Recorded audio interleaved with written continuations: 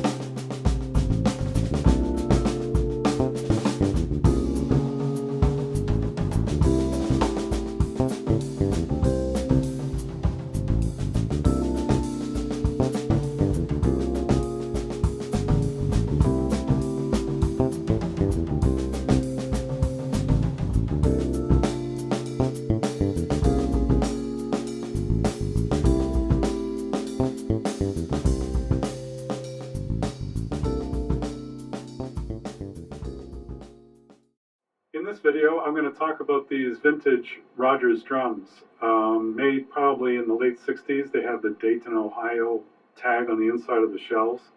It's a 20-inch bass drum, 12-inch mounted tom, 16-inch floor tom, and I'm using a slightly later period Big R Rogers dynasonic metal snare drum. And maybe I'll do a quick shot of the detail of that snare drum. Just in case you haven't seen them, you're not familiar. They do have a unique design, and in fact are being remade now in wood. So the bass drum is 20 by 14, tom is 12 by 8, floor tom is 16 by 16, and the snare is a 14 by 5. These drums have the swivomatic hardware, which Rogers invented, and they were one of the first companies to come up with hardware that was very adjustable and very secure.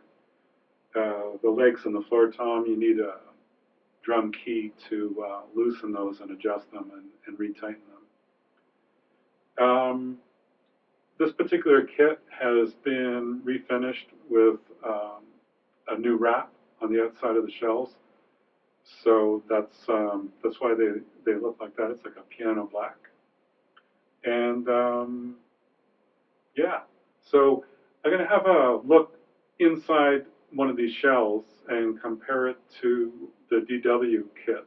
The DW kit is not meant as like a vintage reproduction or anything, but what I find interesting is that in a lot of ways the approach to making the drums has some similarities from Rogers in the 60s to the more modern uh, drums that DW makes. The DW kit was made in 2005.